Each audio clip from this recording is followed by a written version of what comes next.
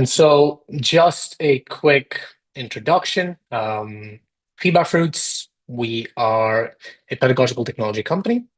And today we'll be talking about personalizing growth, shifting to competency-based education. We have examples from a lot of these universities in the Netherlands that have already implemented competency-based education. They are quite a few ways ahead already.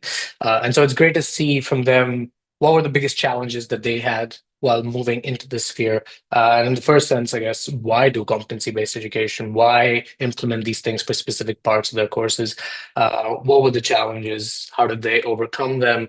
And some learnings for the future and how we can improve technology, but also how we can better facilitate this across the world. Because like us, they also believe that this is kind of one of those things that is going to really take education to the next level. I think what we're all noticing is that there's just, of course, lack of enrollment across the board.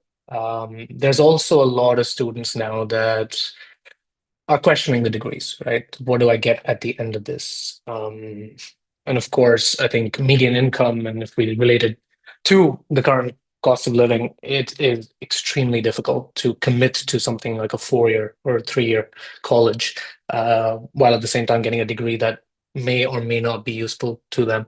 And so I think it's a combination of, okay, we understanding as educators, understanding what are we teaching, why are we teaching, what do students get at the end of this, but at the same time for them to have that transparency, because that's motivating, right? Seeing growth, seeing incremental growth, seeing feedback from multiple different spaces that they're showcasing their skills in, having avenues to showcase the multitude of skills that they have to develop over time as well.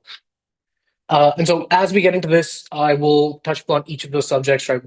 Why competency-based assessments or outcome-based assessments even, why and what are those challenges that some folks might come across, what are the core principles that we should be addressing as we try and implement a form of competency assessments within our programs, and then a little bit of insight into our technology, what we do to facilitate it, and what some of our partners like Canvas, for example, do that can also be helpful. And so just to start things off, I'm going to ask you on a scale of 1 to 5, what is your level of experience with competency-based education? This will determine how deep I go into certain parts of it. 1 being, this is the first time I've heard this. I'm just interested. Competencies are top of my list. I've heard this in accreditation, and that's why I'm here. 5 being, I want to implement this, or I am implementing this right now.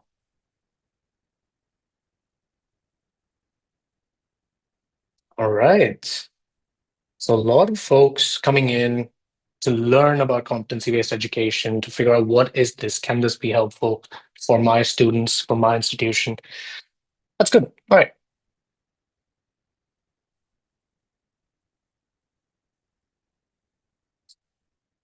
Yeah, open-ended courses.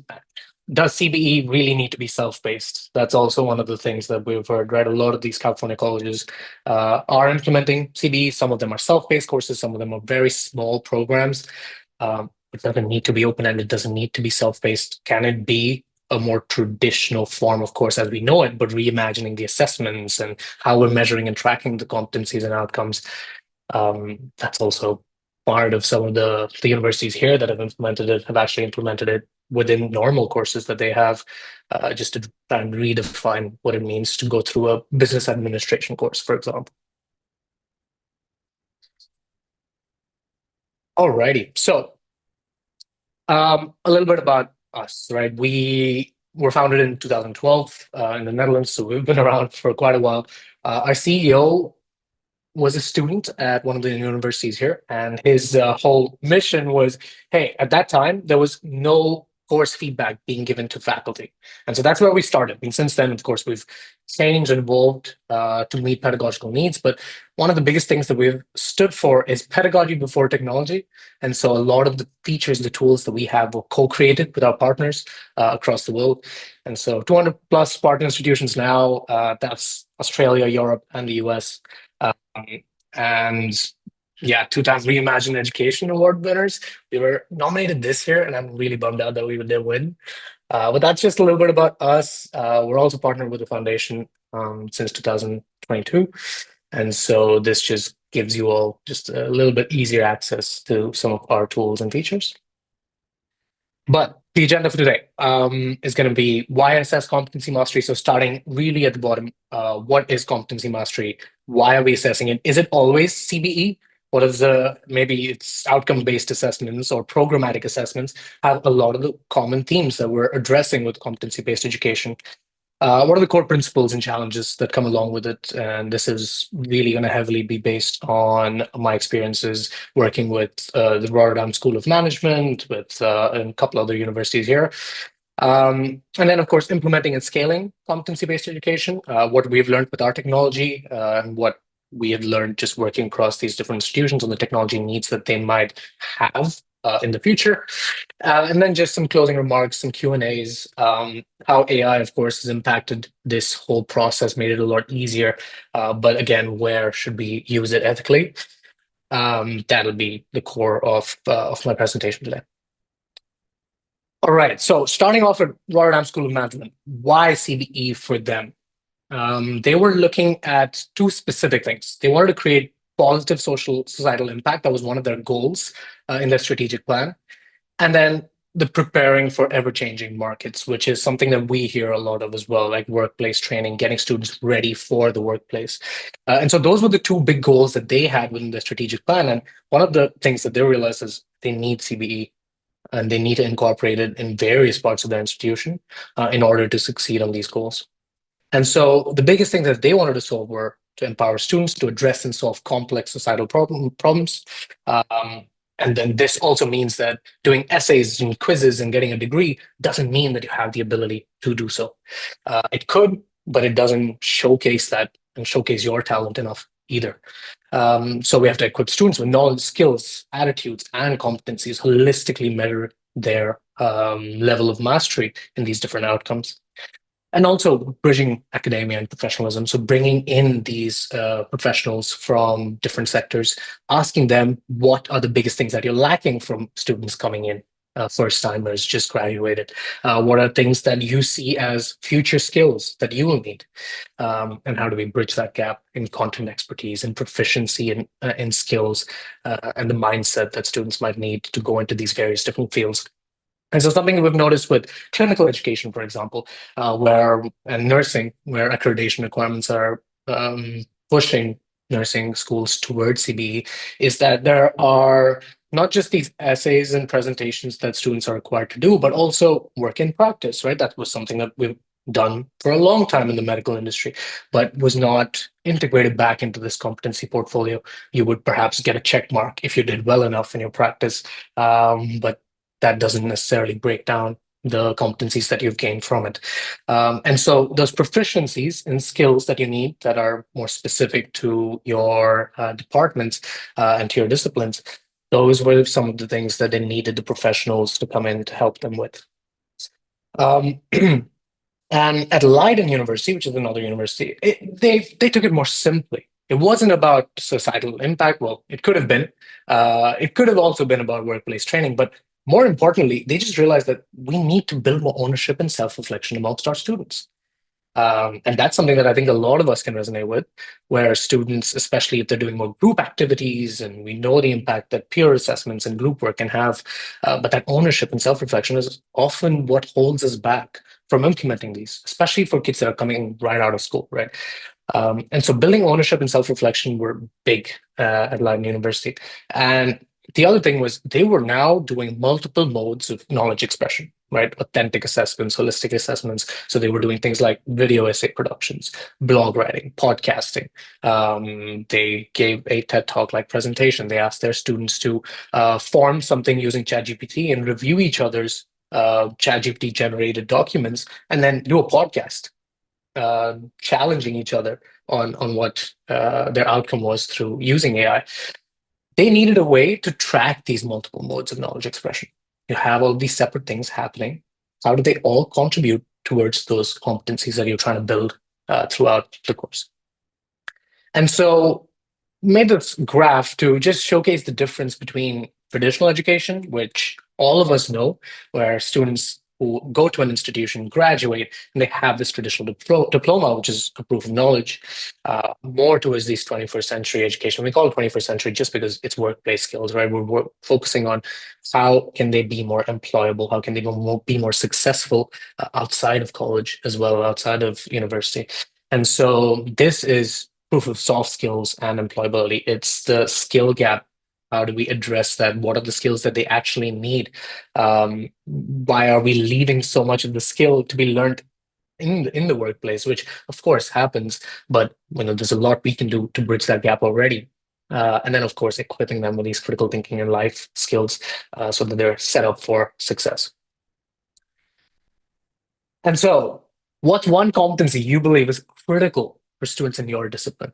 Something that you might have taught, maybe something you're doing right now. What is one thing that if you were giving your student a competency, what did they need to take out of college to be successful? Problem solving. I think that is one of those things that can be multidisciplinary, right? It changes, varies how we problem solve, but the overarching critical thinking, collaboration, those kinds of things are consistent. Time management, yeah. So I look at this as imperative, definitely. And I think also there we look at a different form of problem solving, almost empathetic, almost social. There's more ways to, and if you compare that to problem solving in STEM, for example, that might be very different. Each anxiety, yeah. Yeah, we had this course in San Francisco State that was about persuasion. And the course was just called persuasion. We had no idea what it was going to be about. We stepped into class, and a lot of us were very scared of public communication as well at that time. And it was just about our lecturer would bring in one topic every week and divide us into two groups and make us argue for our case. And I think that while doing so, a lot of us learned how to give feedback to each other because right after we were supposed to sit down in opposite groups and give feedback, not on the argument itself, on how we argued. I think something as small as that was very confronting and also very liberating to have peers of mine give me feedback. Yeah. So the core principles that the Rotterdam School of Management were focusing on was a focus on student acquiring and demonstrating specific competencies, encompassing all skills, abilities, behaviors that are crucial for their performance outside, highlighting the acquisition and demonstration of real world skills. Now, this also involves a component of actually accessing real world experiential learning problems, designing learning and assessment to mirror the real world, which also means that there needs to be a multitude of different assessments. And I know, as we saw in the keynotes here, that's an easier thing said than done, and aims to prepare students for ongoing challenges through lifelong learning. And so the design questions they were asking were, what are the knowledge, skills, and attitudes that students should possess? So we call them competencies. It could just be outcomes, right? What knowledge, skills, and attitudes or outcomes should students possess at the end of this curriculum so that it's meaningful in the workplace? So how are we collaborating with the professionals to deem what is meaningful? And so we're building this course design that is hopefully centered around these competencies and outcomes that students are going to take out of it. And we're making very clear to students as well, because like I mentioned, that's a very critical part, that transparency. What behaviors by the students will demonstrate these competencies and at what level? And so now we're going into constructive alignment, essentially, right? What do we need to assess? The outcomes. How are we going to do it? How are we going to measure these different outcomes?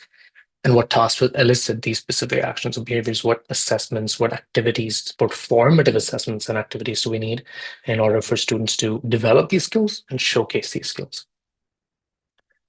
And so these were the four biggest challenges that Rotterdam School of Management had. It was navigating the transition from just traditional assessments and some faculty members that were still only doing exams and maybe a few essays here and there. Second one was defining the competency frameworks itself, which I think is the biggest load with our work with institutions in California and also here in the Netherlands. We've noticed that defining these competencies and having an overarching framework and then adhering to academic freedom, because we still want to give faculty that final say, is the most difficult part, because that requires some nuance.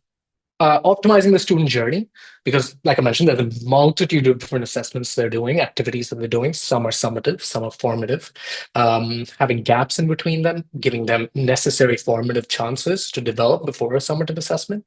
Having a video-based assignment and an essay and a podcast, perhaps, all in one learning journey throughout their program. And then reporting, of course, right? We have all of this, we do all of these assessments, we're setting up all of these outcomes. How are we reporting on this? So I'm going to stop for a second. I'm going to let one of our partners speak for the next 2 minutes, and you can learn from them kind of what the challenges were specifically. So what are the major challenges that we faced in implementing competency-based education in Rotterdam School of Management, Erasmus University? One of the biggest challenge is the change that this creates for traditional players in the teaching and learning processes. For a traditional player in the teaching and learning processes, obviously we have teachers and students. So for teachers, quite often they function within a course, and that is the unit for them. But when it comes to competency-based education, a course is not enough, and we actually need to look at the entire learning journey. So it requires teachers to collaborate with each other a lot in order to connect and to make sure that whatever is in the courses, they're scaffolded throughout the journey, and they correlate, intertwine with each other as well. And for students, it's also a change, because quite often students are used to a more traditional setting, a little bit more top-down. So they have very clear instructions. You go to class, you do your assignments, then you pass the course, and then after passing 10 courses, then you graduate. But now we're talking about a student journey that it's not just about passing the courses, but students actually need to zoom out to look at what the whole development journey is in the program. And so they need to take a lot more initiatives and require them to have a lot more self-regulation as well. And another challenge that we have is that currently the university obviously has been built around the traditional learning processes. So our IT landscape, our processes, a lot of them are looking at course-based, knowledge transferred, focused education. So because of that, then having to build a learning journey with existing infrastructure has been quite a challenge. So that's one of the reasons why we are now looking at new technology tools in order to help us to really align our infrastructure and processes with where we want to go in our education as well. Right. I hope everyone can hear that. Amanda, I can only see you, so I'm going to ask for thumbs up. All right, perfect. And so that was part of it, right? Like, it's not just a switch for faculty, which we know that it will be, but also for students that are used to the traditional form of education. Even though they want something better, even though they want more transparency, it also requires a lot more work from our side.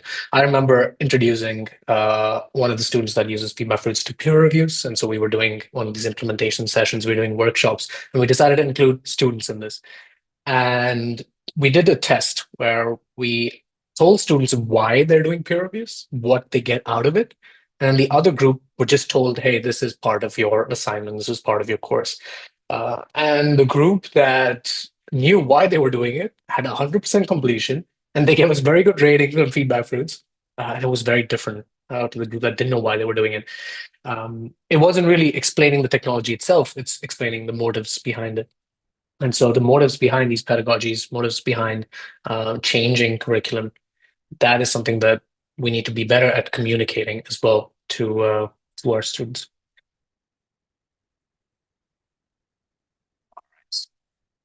So let me continue.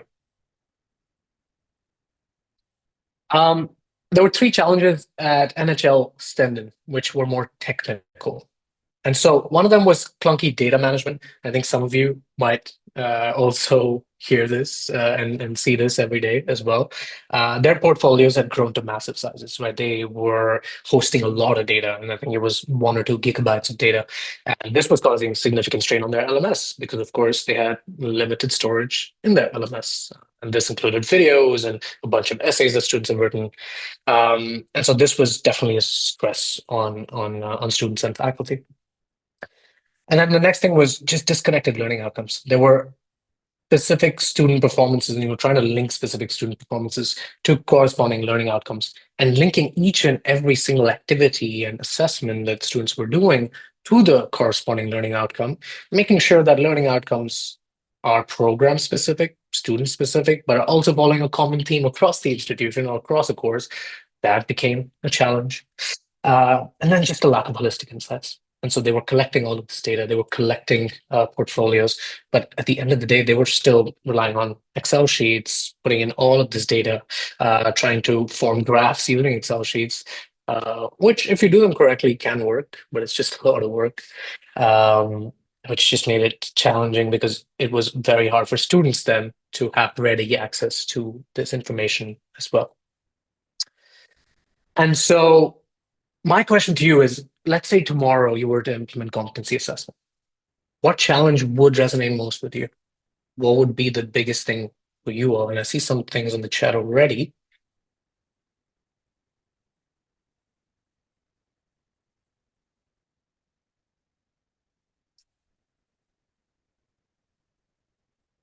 Too many professional teaching. Yeah, that's a tough shift.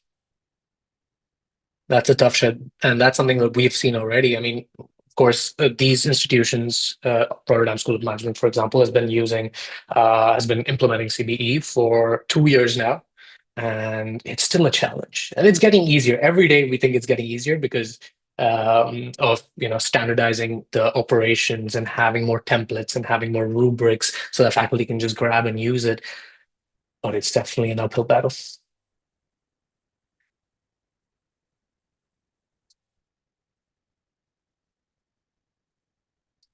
Yeah. All right. Now, we have had the downer. We know what the challenges are. Let's look at how to overcome these challenges. And are some of the things that's worked for us, and some of the things that I'm more than happy to chat about a little bit more as well, because I really believe that this is how change will happen. It's definitely not going to be an easy process, but this is kind of the proven way that we have seen it happen. And so one thing I want to do now is actually use my whiteboard. I just wanted to get an excuse to use my whiteboard, and so I'm going to do it right now. I have to unmirror my video. All right. So explaining this, I think, in more learning outcomes, because we're here, of course, SLO, right? And I think it resonates more with institutions that don't even want to do CBE, but want to incorporate parts of this because we know how powerful it can be. And so the first step always with what we've seen is to define those competencies. We can call them outcomes. We can call them, or PLOs actually. We can call them programmatic assessment frameworks. We're trying to define these competencies or program level outcomes that are specific to this program or course. From there, of course, when looking at constructive alignment, we're also trying to figure out what are the forms of assessment that will effectively measure these outcomes, these competencies, let it be teamwork, let it be critical thinking that is specific to our course. What types of assessments or activities help us measure these different competencies, right? And then the next part is creating standardized rubric criteria. Now, standardized is one of those words that often we look at and we're like, this is not going to be possible. We can't have standardized rubrics across programs because we're infringing on academic freedom. What we noticed is that if we give a template rubric, so let's say we set up a template rubric that has 5 levels, we know what the structure of those rubrics are, but the filling, the rubrics themselves can be different, and they have to be different, and they have to be instructor initiated in some cases because they refer to the student learning outcomes. They refer to individual parts of a larger competency. And so this can be, for example, in communication or teamwork, let's say. Teamwork can involve things like ability to give feedback. It can be time management. There are several facets of teamwork that you develop throughout your program. And so these are those outcomes, those student learning outcomes or rubrics that we're setting up that we're giving faculty actually just a template for. And then saying, hey, this is going to be more specific to your course, but this template will allow you to start in a much easier position. And then now we're implementing these rubrics in those assessments, in those activities, in these authentic forms of assessment. So not just the document like you're seeing here, but also moving more towards these multimodal assessments, giving students more ways to express their skills, which is something I'm sure you've all heard of many, many times. And so that's the basis of it all, right? And let's get into a few variations, a few nitbits into how the three schools that I've mentioned so far, Leiden, RSM, and NHL, have actually implemented them. And so what they have done with our tool suite is, of course, have this competency-based assessment portfolio that collects all of this data. But what's more important is going back to this. You can't really see my screen, but the assessments and activities, right? So starting there, we started what assessments and activities can be really beneficial, depending on, of course, the competency framework that we've set up. And so what tools could be an interactive video, could be a peer review, could be a discussion, could be a live skill-based review, could be an internship coordinator giving them feedback on something. What are the activities that we need and how are we going to facilitate them with the technology that we have? And so FeedbackFruits offers some tools to facilitate that. And then you have this bundle of learning journeys. So different forms, different activities throughout your program that are in one singular kind of step that holistically assess all of the different facets of your SLOs, your competencies that you're doing. And then this gets aggregated into our competency-based assessment portfolio. And so it all starts with this infrastructure level. We're trying to create an infrastructure that works and that is scalable, because we can find one program to do it. We can create a new program to do CBE. What the goal is to encourage more and more faculty to come in and see the benefit of this. And so creating an infrastructure that can house not just the LMS structures in the grading, but also libraries, having libraries of templates, template activities, of template rubrics that can be shared across departments, that can be shared across the institution, that having a leveling infrastructure and sharing capability so that the faculty that are always interested, which I know you can name one faculty member that's always interested, that wants to do the first things, that wants to use new technology, they will have the opportunity to create these activities, create these rubrics, and share them with the rest of their faculty. The second part is the portfolios and assessment. So allow students to create data points, request feedback from external users, even so internship coordinators, and fill up their development portfolio with feedback, but also keep track of that feedback. So having transparency on their portfolio, which I'll show you in a second, actually, what it looks like in action, having transparency on a portfolio. And ability to request feedback on specific outcomes that you think you need more feedback on. And then the third part is getting analytics and insights. So seeing how students are developing over time, seeing where they're reaching mastery, what moment in that course they're reaching mastery, taking all that raw data from all of these assignments, not just in one course, but across the entire program, and determining what are we doing that is right, where do we need to perhaps help our students, how can we spot students that need more help, and at the same time, how can we use this for accreditation? How can we use this to get better at what we're doing?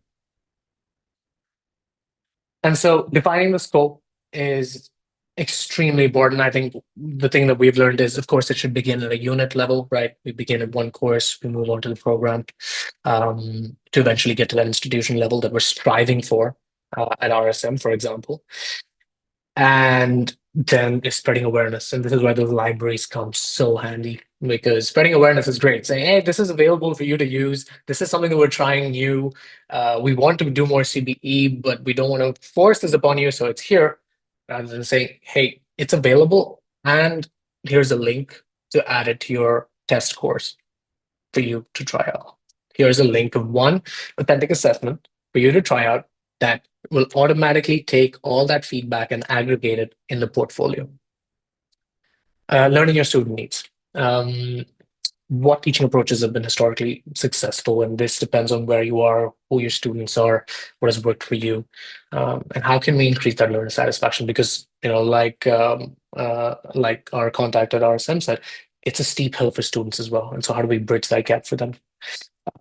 And then, of course, having these standards. So having standardized rubric templates, having a set of policies which determine what an authentic assessment is and how many you need to have, makes it a lot easier. It might provide more structure, which can be threatening, but oftentimes it also gives more guidance. And so it's a double-edged sword, right? Guidance comes with structure. And then creating that infrastructure, and we go back to that. And I think now is a great time, actually, for me to go in and show you what it looks like with our platform, but also if you were to do it yourself using a different tool. And so this is in Canvas. I'm going to full screen for now. And this is what our portfolio looks like. And we have this institution space here where you have the tools that we offer to facilitate these authentic assessments. You have rubric templates that are institutionally made available so that I can grab it and use it.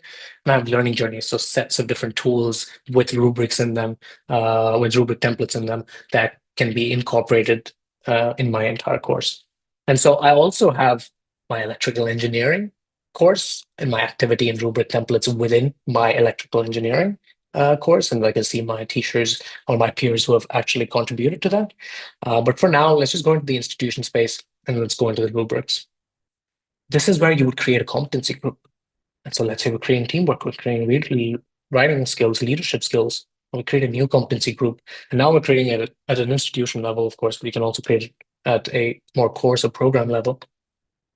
And then in here, I have different rubrics, and these rubrics encompass the variety of different things that make up a PLO or a competency.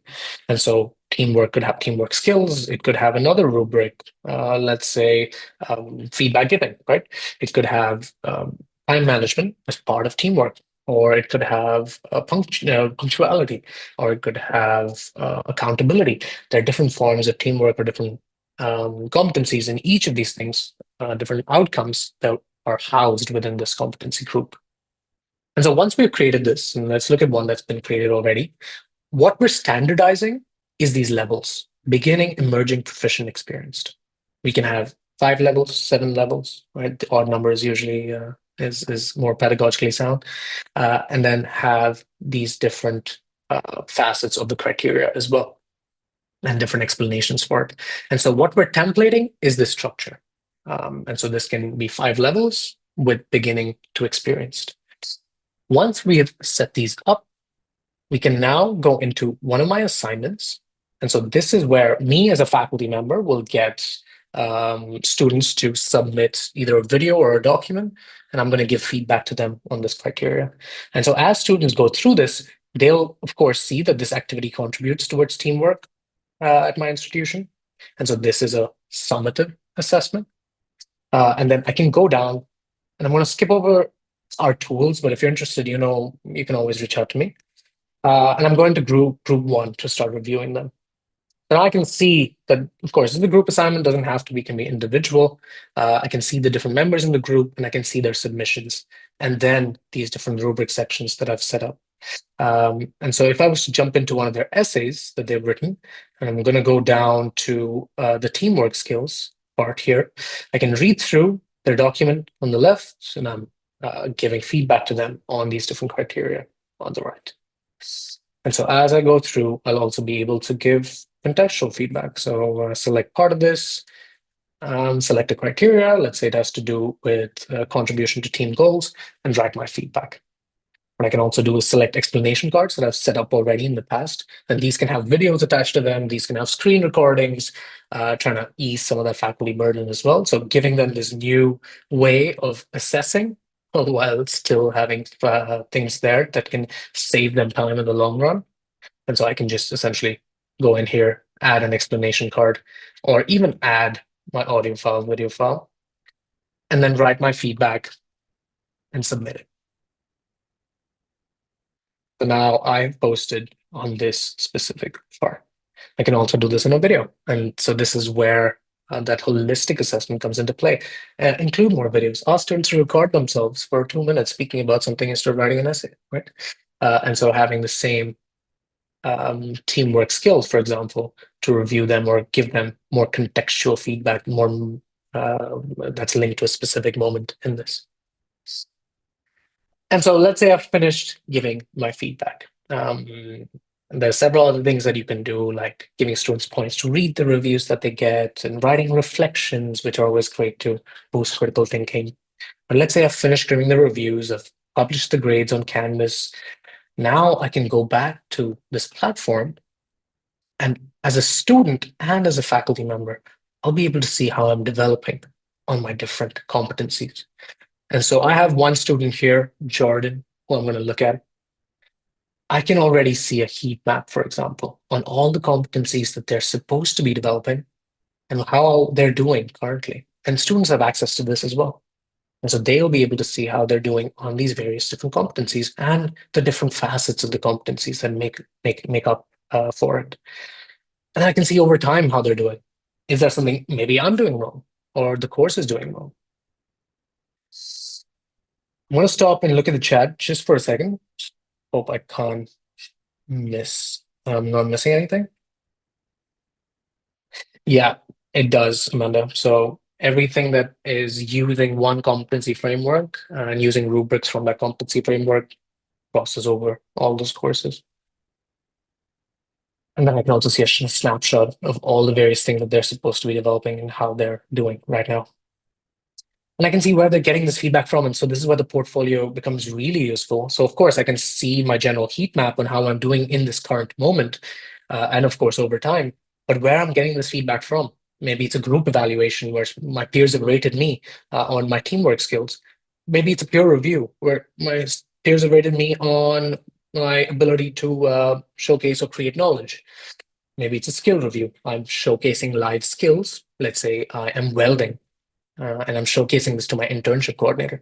Maybe this is some feedback from them, or it's just a self-assessment. So I can see where I'm getting that feedback from, and I can also jump into all the feedback that I've gotten. Here it's from my TA, for example. I can reply and like it, and I can also change the filters. So as this builds, I'll also be able to see, okay, I only want to see what my teacher is giving me because that's summative in my case. I want to see only what my internship coordinators are giving me, or my external evaluators, what my skill levels are. And at the end of it, we want to give them the option to print it out, to take it and showcase it to an employer. It's not just that I have a degree, but I have these different competency masteries. All right, so going back here, it's about creating that infrastructure. It's about knowing what PLOs, what competency groups are required for that course, that program, that institution. What are the different facets of that, and how can we enable faculty to easily create their own facets that we can approve or not approve, have templates for them to reuse, create libraries for them to use each other's work. That's so great. Um, and I'm going to skip over a few of these, but this is what I mean, where you create the competency and then the skill rubrics on how these different competencies kind of attach into the larger PLO. There's a lot of things. I'm not going to read them out one by one, but some of the key learnings that we had from working with Rotterdam School of Management were that we need to be more deliberative with our activities, right? Even the ones that are formative. It can't just be an interactive video where students are just watching a video together and doing some discussions. They need to be authentic, real world relevance. In my master's, I had to work with a chemical giant, for example, and create a presentation for them, which was a little bit of greenwashing. Don't tell them, but that's what we had to do. The learning needs to be student-centered and self-paced in some ways, but at the same time provide rigor, because moving to competency education can also be seen as, we don't want it to become like a MOOC, for example, right? This is something that's here to stay. And so providing rigor while having different ways for students to express their skills. We'll have them have more accountability in asking for feedback from their peers or from their teacher. Um, and then formative assessments before summative assessments, having different forms of formative assessments and knowing the importance of that for students, because I know that they love that grade and they want to see that grade before, that's often when they put in most of their work, but showcasing why those formative assessments are needed to inform the learning journeys that you'll be building that lead to summative form points in your courses. And then, yeah, building this culture of feedback and this feedback loop, having students not just self-assess, read the feedback that they're getting from others, reflecting on it, but also asking for further clarification, giving them a space to reply to comments that have been left for them, giving them space to ask for comments, even if it's outside of a general learning journey that they're going through. And then having this continuous improvement, seeing from a student perspective, seeing myself grow on these different competencies that I'm supposed to be developing, that's leading me directly to the goal that I want to go to, which could be a job somewhere or in academia or having certain mastery so that I can unlock a new course, whatever that is, just having something to build towards. And then at the same time, being able to export all of this so that I can actually show something for all the work that I've done, all the different assignments that I did, my videos, my presentations, my essays, all of those contributed to that mastery. And showcasing that is crucial for employability, but also for motivation. All right, I'm going to stop here and just kind of let you reflect and ask me some questions if you have any at this stage. Specifically about the technology or about the implementation. What were perhaps challenges that we faced there? Something I'm more than willing to give you some insights into. Yeah, Amanda, go for it. A quick question, and I think I'm not articulating it very clearly, but we've got many courses, mine included, where I teach the course and then I have students that go out to a practicum site. So for me personally, it's a child development practicum site. We've got a lot of forestry, but a lot of different CTE courses. So the dashboard that you were showing, I love that it can cross different courses and that feedback comes in to demonstrate mastery competency in those competencies. Would an external provider be able to evaluate that and that input also be integrated into that holistic dashboard? Yeah, so most external evaluators, and I think that's the biggest challenge we're facing, is they don't have access to the LMS as well, right? Right. So they don't get to go in and give that feedback. But with our dashboard, you can essentially send them a link, and so they get access to the same rubrics, and they'll be able to give their feedback on their phone, on their laptop, and then it gets fed back into the portfolio. Great, thank you. Yeah. All right, I see another question in the chat from Hannah. So does Canvas already have this capacity for this type of programmatic or institutional assessment? Or is that something that your company has developed and imported? So Canvas has some capability, especially for mapping out outcomes and attaching assignments to outcomes. I think where we shine is with the visualization, with having different options for authentic forms of assessment, which Canvas might not have, and then aggregating it into that one visual that you can export. That's something that we've developed ourselves, and I think Canvas recognizes the value for that. So we are an instructor partner, and so we're kind of working with them to facilitate competency assessments if and when faculty and institutions require it. Tara, how do you suggest starting to move from a course mindset to a journey mindset? My institution is going to move from a 16-week model to an 8-week model, and it would be an opportunity to begin building on the CBE idea. Yeah, that's a great question. And so I would look first at your course and where those summative moments of feedback are and what they are, right? You could have 3 in a course in 16 weeks. You could have 5.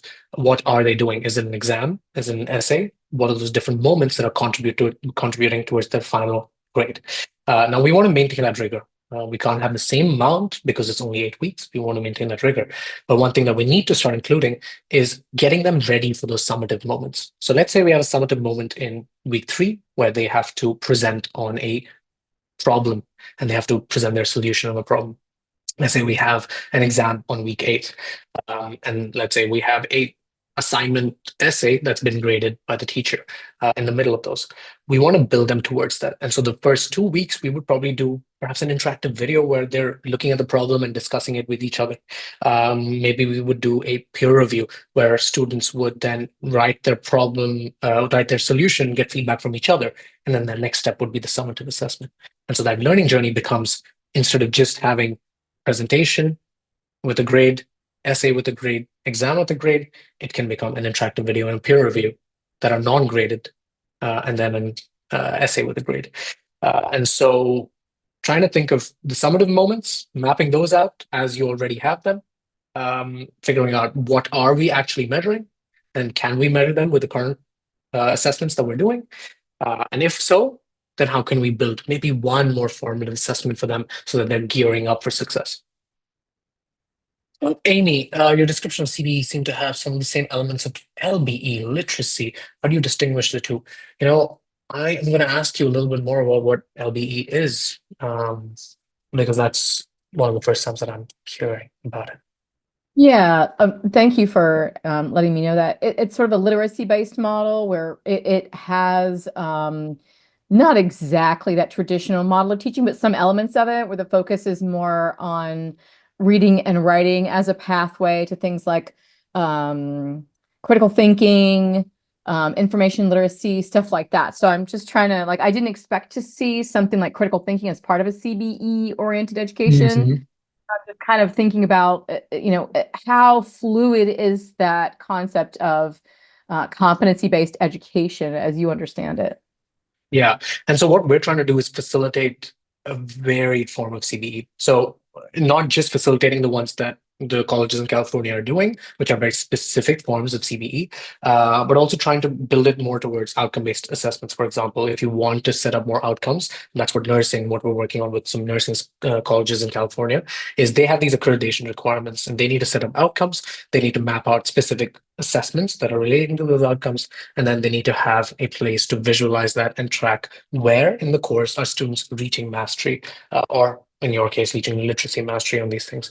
And so we're trying to provide a framework that is not just geared towards full CBE, but also incorporating ways to measure outcomes that you have to develop or you want your students to develop, and then having different facets of those outcomes that they're developing over time. And so in this case, I think why we mentioned critical thinking a lot is also because of our tools, because that's kind of the basis of everything. Most of our tools are geared towards critical thinking. So for example, a peer review will often incentivize you to do self-assessments first, as a way to fill the gaps in your minds before you go into reviewing another member's paper, and then ask you to reflect at the end of it. And so through these different mechanisms, we are hoping to develop critical thinking in just different ways. And I think that reading and writing, of course, is crucial, but I think critical thinking also happens when you're discussing or making decisions with your team, for example. And so, yeah, providing more modularity, essentially, to make this what it needs to be for you. I hope that answers your question. Yes, thank you.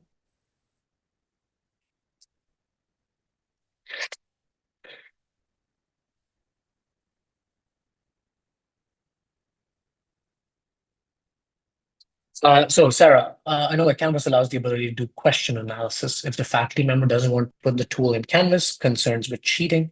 Do you have a way to use your tools that will still allow faculty to get CBE information and provide CBE feedback? Most of our tools are not geared towards quizzing. We have some tools that are quizzing and can essentially, you can cheat on, but most of these tools are more so geared on problem solving. And so the Bloom's taxonomy levels, of course, going more towards those higher levels. And so, for example, with assignment reviews or peer reviews, we're really incentivizing less information knowledge checks and more getting students to reflect and problem solve. And that's why these formative assessments are so great, because it makes students realize that, okay, I'm not getting graded for this, but at the same time, I have to do 3 reviews, I have to write a self-reflection, and I have to read my reviews that I've gotten from my teacher or my peers to get the full grade. And in this case, you're also changing the mindset. It's not just about the final grade on what your teacher or your peers have reviewed you, and therefore I need to cheat to make it better. But with these formative assessments, you're also trying to change the mindset of students, where they feel more confident to fail, which is ultimately the reason why they cheat.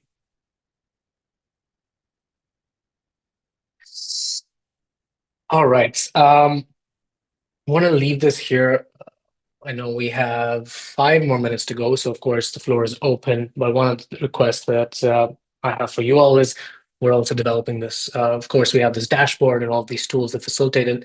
Then the next step for us is to incorporate all the different tools, technologies, assessments you might already be doing, and having them all in one dashboard, because there's no point having one dashboard just for FeedbackFruits activities and then another one for something else, or aggregating it all in an Excel again. And so we're working on more visualization, we're working on more data accumulation. And so would love your feedback as well. And so feel free to scan this QR code, book a 15-minute chat with me. We can always talk more about your needs, but also how you would see or how you would envision the future for CBE. Going back to the chat, if there's any more questions, feel free to put them in there. But if not, thank you so much. Really appreciate it. This was great. I feel very strongly about CBE, so I always love talking about it. But it's also great to hear from educators, because yeah, you're the heart of this all. So I'd love to chat more. All right, thanks everyone. Appreciate it. Have a wonderful rest of the SLO symposium. Maybe I'll catch you in some one of the other sessions. Thank you. Bye-bye.